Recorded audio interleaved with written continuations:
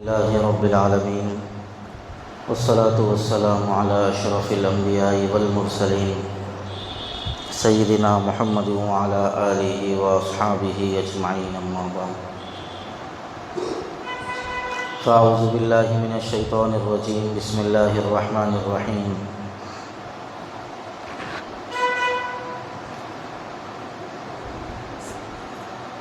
ان الذين يحبون ان تشيع الفاحشة في الذين آمنوا لهم عذاب أليم في الدنيا والآخرة صدق الله العظيم۔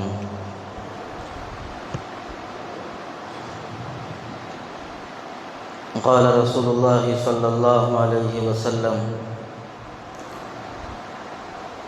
ألا كلكم راع وكلكم مسؤول عن رعيته او کما قال رسول اللہ صلی اللہ علیہ وسلم۔ قابل قدر معزز بزرگوں، نوجوان دوستوں، اللہ تبارک و تعالیٰ نے اس امت کو امت دعوت بنایا ہے، اور اس امت کی یہ خصوصیت ہے کہ یہ امت دوسروں کی دعوت کو قبول بھی کر سکتی ہے اور دعوت دینے کی صلاحیت اپنے اندر رکھ سکتی ہے۔ دوسری امتوں کو دعوت دینے کی اللہ تبارک و تعالیٰ نے ذمہ داری نہیں سونپی تھی، اس امت کو اللہ تبارک و تعالیٰ نے دین کی دعوت دینے کی ذمہ داری بھی سونپی ہے، اس لیے کہ یہ امت کا ایک ایک فرد دوسرے کا ذمہ دار ہے۔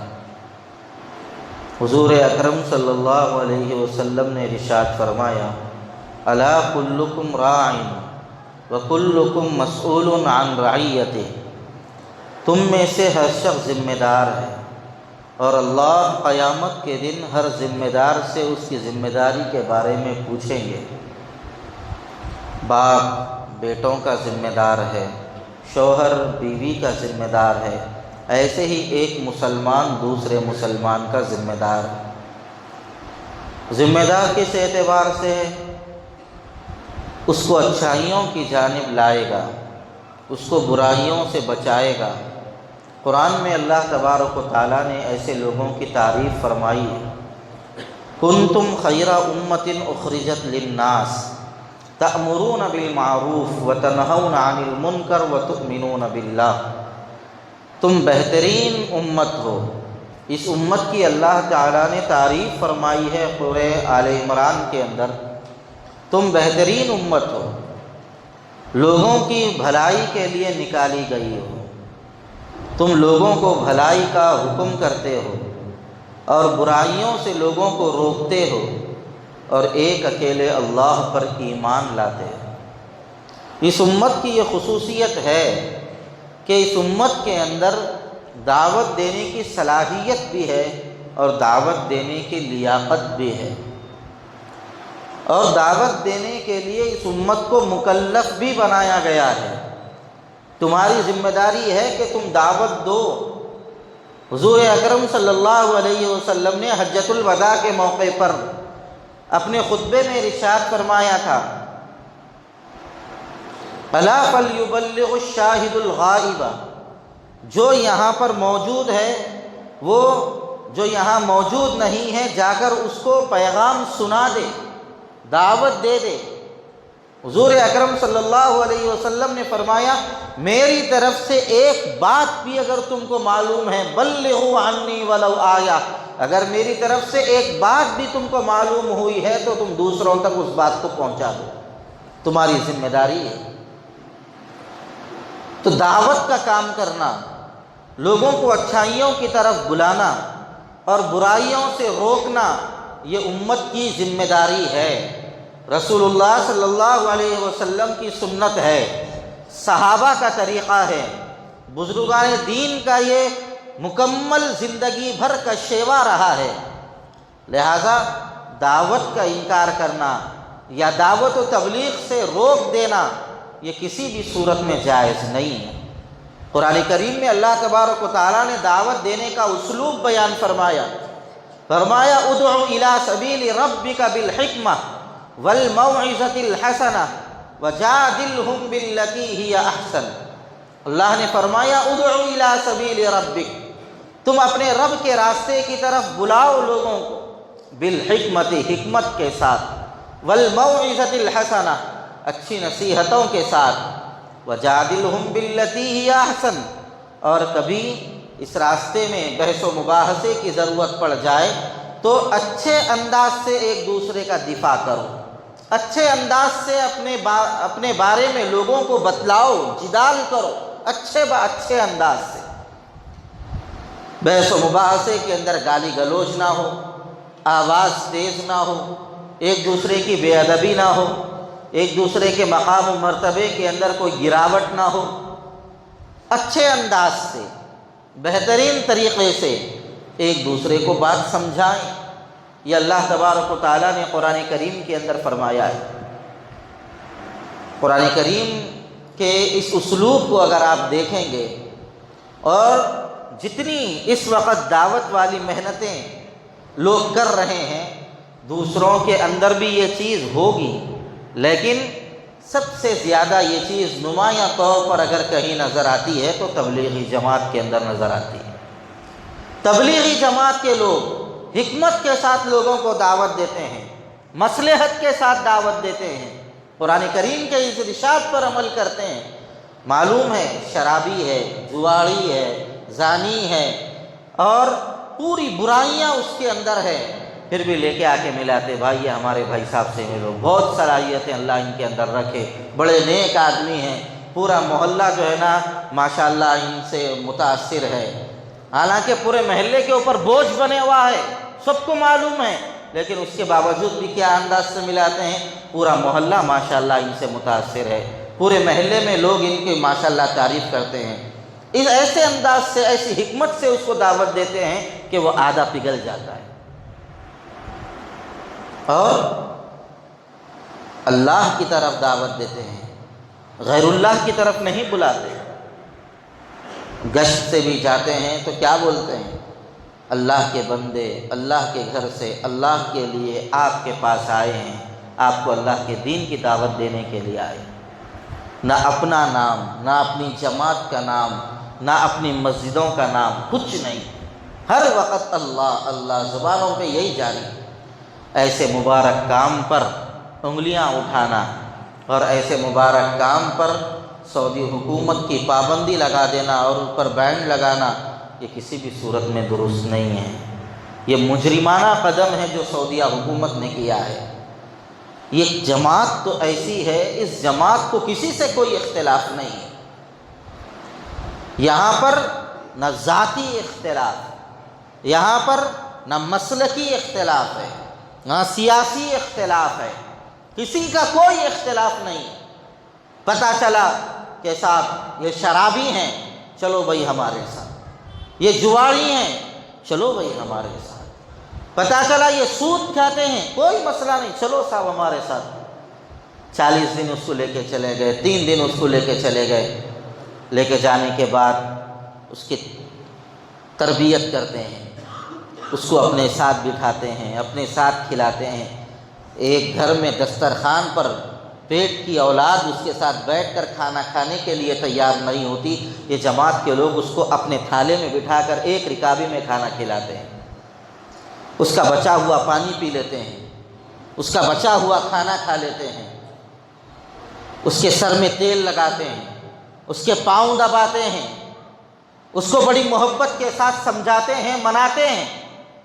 وہ اگر کوئی غلطی بھی کر جائے تو ایسی صورت میں اس کو ڈانٹتے ڈپٹتے نہیں، اس کے ٹھڈی میں ہاتھ ڈال کے بھائی ایسا مت کرو، اللہ والے ایسا مت کرو، میرے بھائی یہ کام نہیں کرنا چاہیے، بڑی محبتوں کے ساتھ لے کر چلتے ہیں۔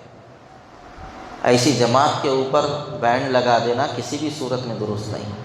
پتہ چلا یہ حرام کا کاروبار کرتا ہے، سود کھاتا ہے، چلو بھائی ہمارے ساتھ جماعت میں چلو۔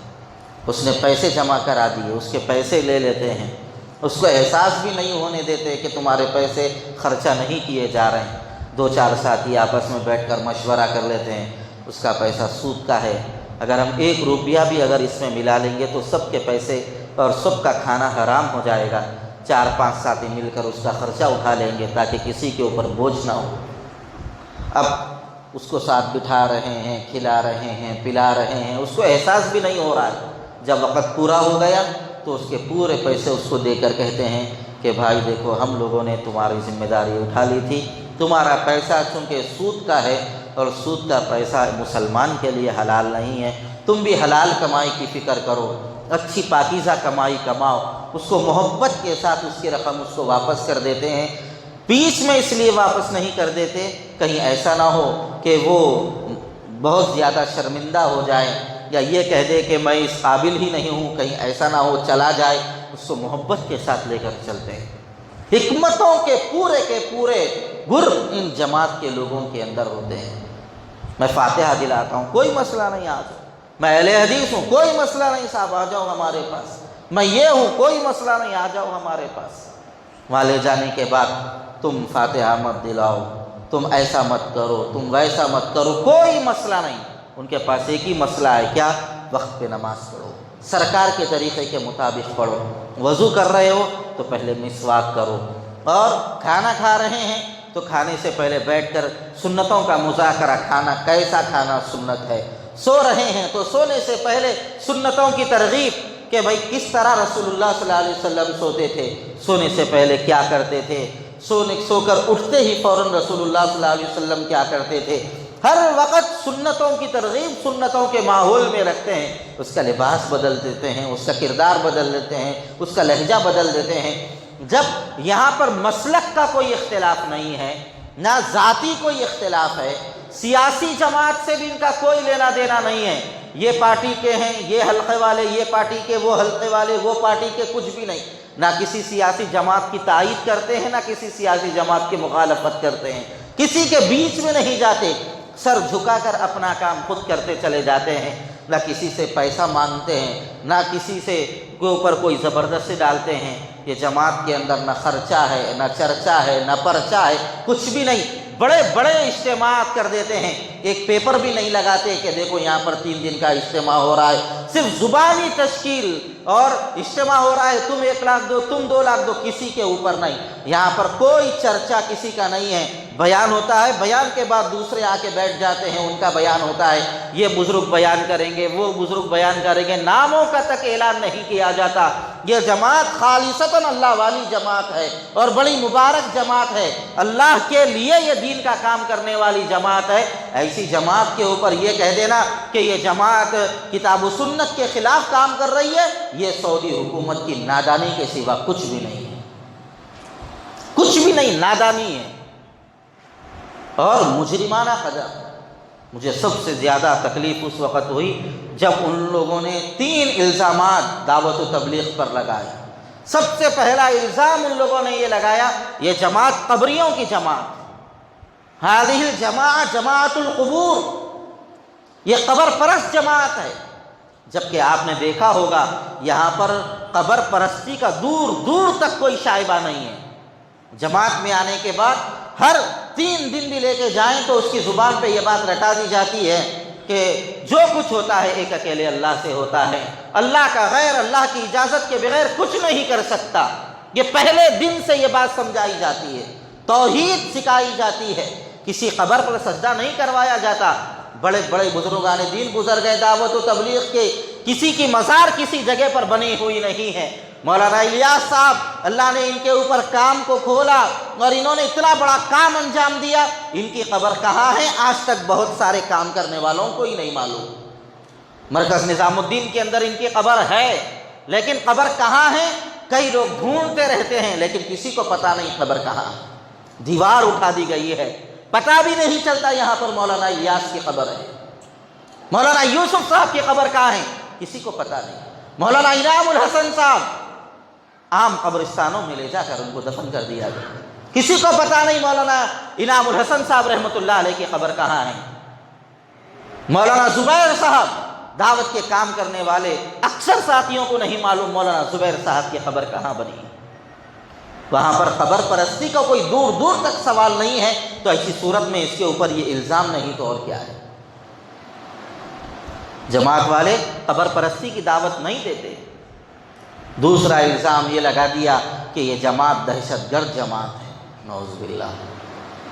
یہاں پر تو ایک کو دوسرے سے کوئی غلطی ہو جائے تو جس کو تکلیف ہوئی ہے انہیں جا کے معافی چاہتا، صاحب میری وجہ سے آپ کو ذرا زبان تیز کرنا پڑا، اگر میں یہ نہیں کرتا تو آپ میرے کو گالیاں نہیں دیتے تھے، آپ میرے کو معاف کر دو۔ جس کے اوپر ظلم ہوا ہے وہی معافی مانگتا ہے۔ یہاں پر اکرام مسلم کا یہاں پر سبق سکھایا جاتا ہے۔ اپنا بھائی زیادہ کھا لے تم کم کھا لو، اپنے حقوق معاف کرو، دوسروں کے حقوق ادا کرو، بڑوں کی عزت کرو، چھوٹوں پر شفقت کرو۔ یہ چیز ان کو سکھائی جاتی ہے، شروع سے یہ چیز سمجھائی جاتی ہے۔ اکرام مسلم کا درس ان کو کھول کھول کے سمجھایا اور پڑھایا جاتا ہے۔ تو یہ جماعت دہشت گرد کیسے ہو جائے گی؟ یہ اپنا بستر، اپنا کھانے پکانے کا سامان خود لے کر جاتے ہیں، ان کے پاس ترکاری اور پیاز کاٹنے کی چاقو تک تیز نہیں رہتی، تو یہ لوگ دہشت گردی کو کیسے پھیلائیں گے؟ ان کے پاس اپنی ضرورت کا پورا سامان نہیں ہوتا تو یہ لوگ ہتھیار لے کر کیسے گھومیں گے؟ دہشت گردی کا الزام ان کے اوپر الزام ہے، اس کے علاوہ اس کی حقیقت کچھ بھی نہیں۔ اور ایک بات یہ بولی گئی کہ یہ جماعت کتاب و سنت کے خلاف جماعت ہے، کتاب و سنت کے خلاف کام کرتی ہے۔ دعوت و تبلیغ کا کوئی ایک عمل آپ نہیں بتا سکتے کہ یہ عمل اللہ کے نبی صلی اللہ علیہ وسلم کی سنت کے خلاف ہے یا اللہ کے حکم کے خلاف ہے۔ گشت بھی کرتے ہیں تو سرکار کے طریقے کے مطابق کرتے ہیں، دعوت دیتے ہیں سرکار کے طریقے کے مطابق دعوت دیتے ہیں، تعلیم ہے سرکار دو عالم صلی اللہ علیہ وسلم کے طریقے کے مطابق ہے۔ کوئی کام اس جماعت کا سنت کے مطابق، ہر کام سنت کے مطابق ہے، کوئی کام اس جماعت کا سنت کے خلاف نہیں۔ یہ جماعت ایسے ہی نہیں ابھری ہے، اس کے پیچھے بڑی محنتیں لگی ہیں، لوگوں کی بڑی قربانیاں لگی ہیں، اور ایک صالح انقلاب اس جماعت کے ذریعے آیا تھا۔ اور کیسا کیسا انقلاب آیا اس جماعت کے ذریعے آپ سب کو معلوم ہے۔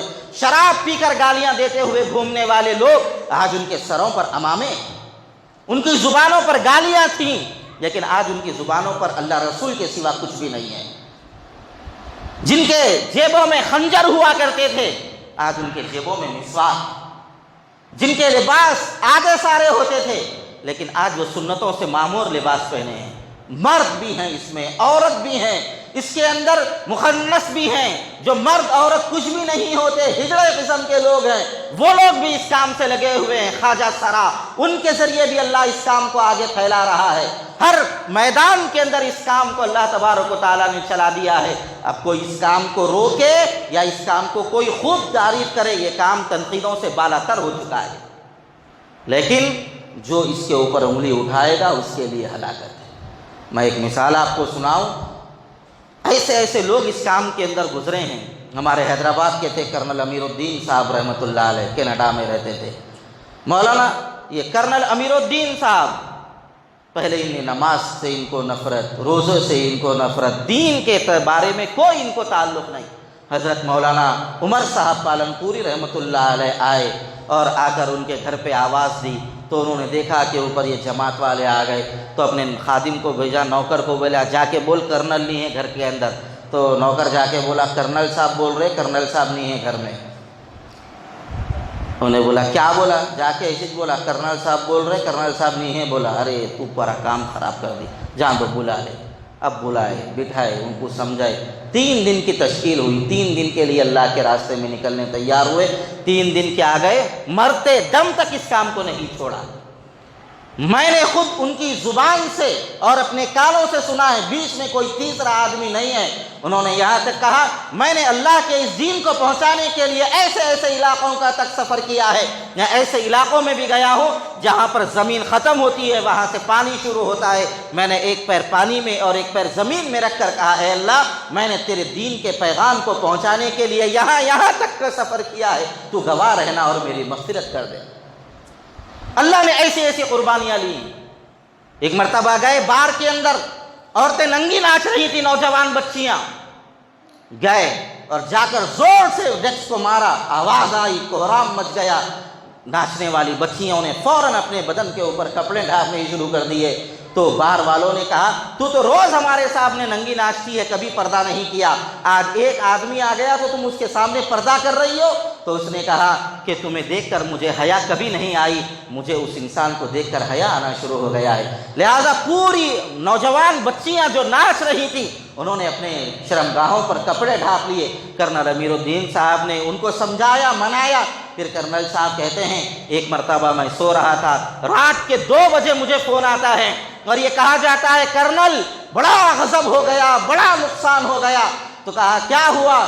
تو عورت کہتی ہے میں بس میں جا رہی تھی، مجھے بس کے اندر سیٹ نہیں ملی، میں ٹھہر کر ہی سفر کر رہی تھی، میں نے اوپر سے جو ہے نا ہینگر کو پکڑا تو پھر اتنے میں یہ ہوا کہ میرا برقع تھوڑا سا نیچے اتر گیا، میری کلائی نظر آ گئی، کلائی کھل گئی۔ کرنل بتا میرا ایمان باقی ہے یا میرا ایمان چلا گیا؟ کہیں اللہ مجھے اتنے حصے کو جہنم میں تو داخل نہیں کرے گا؟ کرنل صاحب نے کہا اللہ کی بندی تیرے اندر اتنا تقویٰ کہاں سے آ گیا؟ ہمارے تو اندر تو اتنا تقویٰ ہے ہی نہیں، تیرے اندر اتنا تقویٰ، اللہ تجھے ضرور معاف کرے گا، کچھ نہیں ہوگا۔ اچھا تم اپنا نام تو بتاؤ، تم کون بات کر رہی ہو؟ تو وہ خاتون کہتی ہے کرنل میں کوئی اور نہیں، میں وہی عورت ہوں جو پارک اور کلب کے اندر ننگی ناچتی تھی، تیرے ہاتھ پر توبہ کر کے اسلامی تعلیمات پر عمل کرنا شروع کر دیا تھا۔ ایسا انقلاب اس کام کے ذریعے آیا تھا، اور ایسے ہزاروں انقلابات ہیں جس کو اس وقت بیان کرنے کا موقع نہیں ہے۔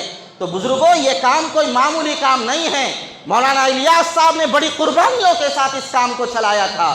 یہ کام کسی تنظیم کا نہیں، کسی تحریک کا نہیں، کسی فرقے کا نہیں، کسی جماعت کا نہیں، کسی مسلک کا نہیں، یہ کام سب کا ہے، ساری امت کا یہ کام ہے اور ساری امت کو یہ کام کرنا ہے۔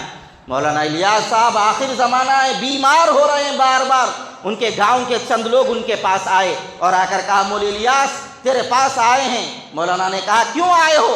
کہا تیری مزاج پرسی کرنے کے لیے آئے ہیں، تیری طبیعت پوچھنے کے لیے آئے ہیں، سنا ہے بار بار تیری طبیعت خراب ہو جاتی ہے۔ مولانا نے آہیں بھری اور اس کے بعد ان سے کہا الیاس فنا ہونے کے لیے پیدا ہوا ہے، الیاس تو مرنے ہی کے لیے پیدا ہوا، جو فنا ہونے کے لیے پیدا ہوا اس کی طبیعت خراب ہو گئی تو تم اس کی طبیعت پوچھنے کے لیے آ گئے، اور رسول اللہ کا وہ لایا ہوا دین، اللہ کا بھیجا ہوا وہ دین جو ہمیشہ رہنے کے لیے آیا، کبھی مٹنے کے لیے نہیں آیا ہے، وہ دین آج مٹ رہا ہے، لٹ رہا ہے، اس کے اوپر ڈاکے ڈالے جا رہے ہیں۔ تم لوگوں نے اس کی کتنی خبر گیری کی، تم لوگوں نے اس کی کتنی خیریت پوچھی ہے؟ میں اگر تم کو میرے سے ہمدردی ہے تو میری خواہش یہ ہے کہ تم 3 دن اللہ کے راستے میں نکل جاؤ۔ جو لوگ ان سے ملنے کے لیے آئے تھے، صحت پوچھنے کے لیے آئے تھے، ان سے یہ کہا میں تو مرنے کے لیے پیدا ہوا ہوں، ایک دن ضرور مر جاؤں گا، یہ اللہ کا بھیجا ہوا دین ہمیشہ رہنے کے لیے آیا ہے، یہ مٹ رہا ہے، تم اس کی فکر کرو۔ لہذا تشکیل کی، جماعت بنائی ان گاؤں سے آنے والوں کی، اور پہلی جماعت مراد آباد کو بھیجا۔ تو یہ سب سے پہلی جماعت تھی جو مراد آباد گئی تھی۔ ایسی فکروں کے ساتھ اس کام کو آگے بڑھایا۔ بیوی کا پورا سونا مولانا الیاس صاحب رحمۃ اللہ علیہ نے بیچ دیا تھا اس کام کے لیے، کچھ نہیں رکھا تھا اپنے پاس۔ بڑی قربانیوں کے ساتھ، بڑی محنتوں کے ساتھ یہ جماعت آگے بڑھی ہے، اور یہ جماعت کو ایسے ہی نہیں بلکہ یہ جماعت کو بڑی قربانیوں کے ساتھ مولانا الیاس صاحب رحمۃ اللہ علیہ نے آگے بڑھایا تھا۔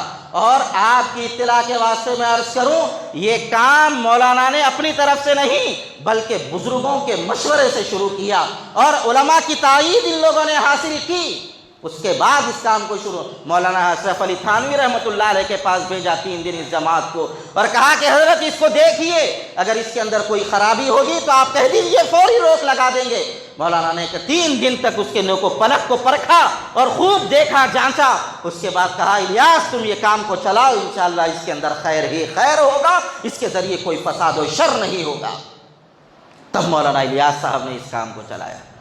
مولانا الیاس صاحب جب بھی اجتماع کرتے تھے تبلیغ کا، مولانا حسین احمد مدنی رحمۃ اللہ علیہ، قاری طیب صاحب رحمۃ اللہ علیہ، شیخ الحدیث مولانا محمد زکریا صاحب رحمۃ اللہ علیہ، مفتی مظفر حسین صاحب رحمۃ اللہ علیہ، ایسے جبال العلم علماء کرام دارالعلوم دیوبند اور مظاہر علوم کے آتے تھے، ان اجلاس سے خطابات کرتے تھے۔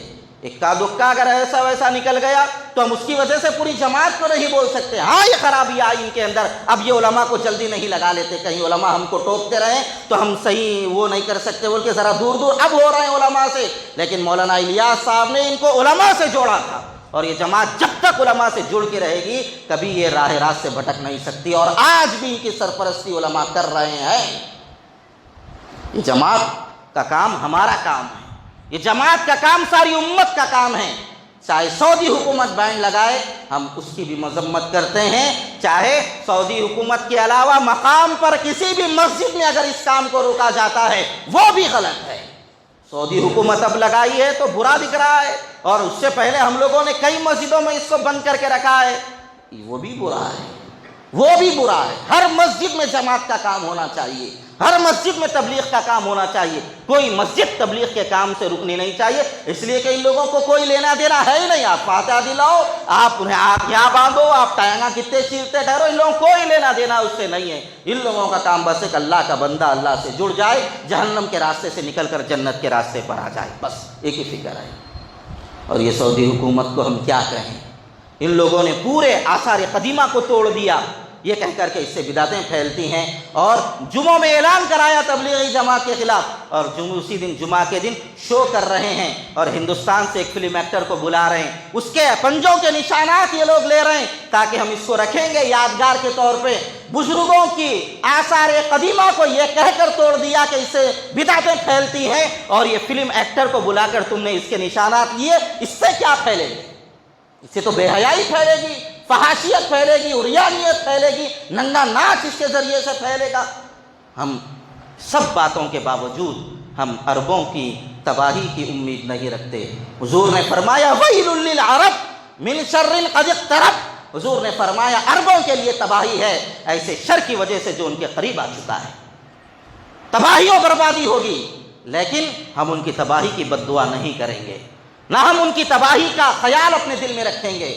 حضور نے فرمایا عربوں کو برا مت بولو، اور ہم ان کے کام کو برا بول رہے ہیں، عربوں کو ہم برا نہیں بول سکتے، وہ سرکار کے شہر کے ہیں، وہ حجاز مقدس کے رہنے والے ہیں، اس سرزمین سے ہمارا تعلق ہے، وہاں پر مکہ ہے، وہاں پر مدینہ ہے، وہاں کے لوگ کیسے بھی ہو جائیں ہم اس سرزمین کو کبھی برا نہیں بول سکتے، لیکن ہم ضرور دعا کریں گے اللہ اس سرزمین کی حفاظت کرے جس سرزمین پر رسول آرام کر رہے ہیں۔ ان نادانوں نے اس سرزمین پر 10 سے زائد تھیٹروں کو کھول دیا ہے، تکلیف ہوگی، دل جلے گا، ہم اپنے دلوں کو جلائیں گے، ان کے لیے بد دعا نہیں کریں گے، ان کے ہدایت کی دعا ہم بار بار کرتے رہیں گے، اے اللہ کہ تیرے اس نبی کے شہر والوں کو ہدایت عطا فرما۔ ہم ہدایت کی دعا کریں گے، ہم ان کو برا نہیں بولیں گے۔ بہرحال بزرگوں، یہ دعوت کا کام بڑا مبارک کام ہے، اس کام کے اندر کسی قسم کا کوئی انتشار نہیں، کوئی اختلاف نہیں۔ آپ حضرات اس کام کو خوش دلی کے ساتھ کریں، جہاں جہاں کام ہوتا ہے کام کو پابندی کے ساتھ اور پورے ذوق و شوق کے ساتھ اس کام میں ہم بھی شریک ہوں گے، اور دوسروں کو بھی شریک کرنے کی کوشش کریں۔ جہاں کام نہیں ہوتا ہے وہاں کام کو شروع کریں۔ اللہ صحیح علم و عمل کی اپنے کرم سے توفیق عطا فرمائے۔ کرنول کے آگے اطراف میں ایک گاؤں ہے چھوٹا سا، گڈور اس کا نام ہے، اس گاؤں کے اندر ایک مسجد بننے جا رہی ہے، جو کافی دنوں سے اس مسجد کے کام کو روک دیا گیا تھا، بننے نہیں دیا جا رہا تھا، لیکن اب اللہ کرم سے اثر و رسوخ رہنے والوں نے لوگوں نے وہاں پر ہمت کی، اب اس گاؤں کے اندر مسجد بننے جا رہی ہے، اور مسجد بنانے کے لیے کچھ لوگ تیار بھی